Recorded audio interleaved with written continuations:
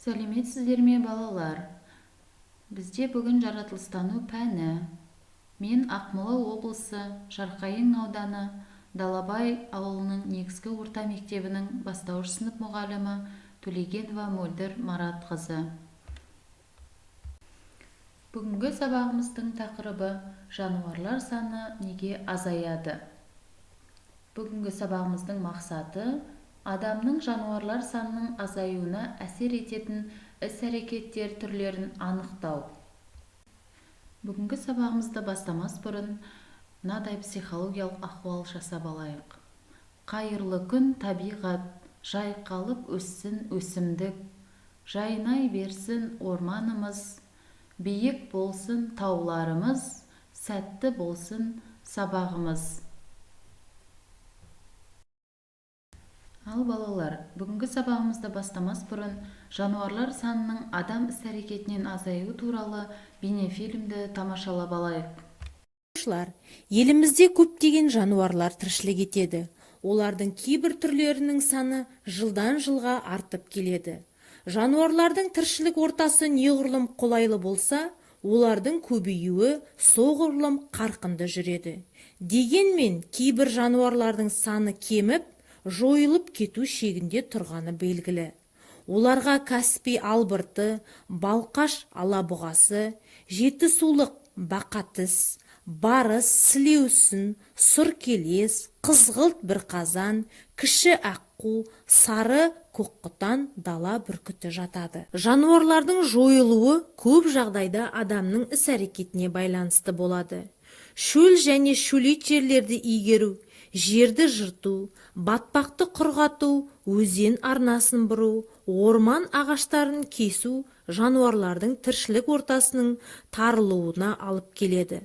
Соның салдарынан олар басқа жерге қоныс аударуға мәжбүр болады. Бұл олардың ұрпақ өсіріп көбеюіне де кедергі жасайды. Тірі ағзалардың жойылуына табиғи катаклизмдер де себеп болады.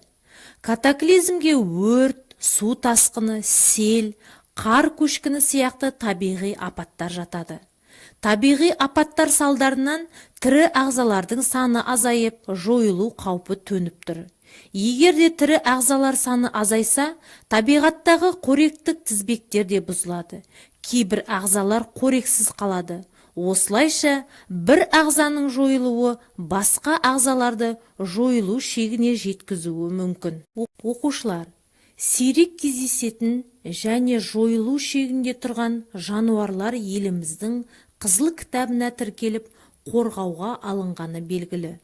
Сонымен қатар, азайып бара жатқан жануарлардың санын көбейту үшін табиғи ортасын сақтап, арнайы өсіреді. Біздің келесі тапсырмамыз оқулықпен жұмыс. Оқулықтағы берілген мәтінді дауыстап оқып алайық. Адамның кейбір әрекеті жануарлар санының азаюына себеп болады. Соның біріне өрт жатады.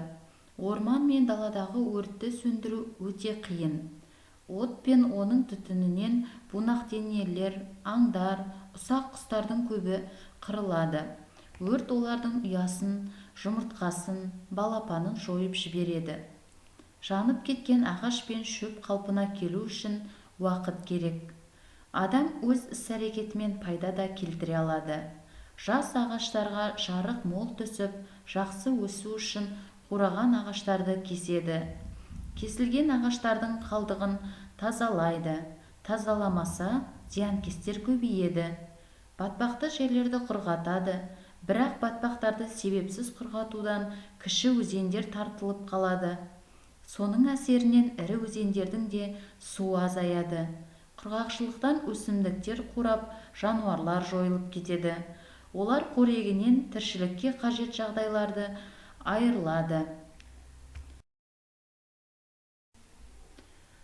Ал балалар, енді келесі тапсырма бізде дәптермен жұмыс. Дәптерлеріңді ашып, бүгінгі күнді және тақырыпты жазып алыңдар. Осы тақтада берілген сөздерді кестеге бөліп жазыңдар. Мына сөздерді оқып, екі топқа бөліп жазасыздар. Ал енді балалар, жазғандарыңды мына тақтаға қарап тексерейік. Дұрыс, жарайсыңдар.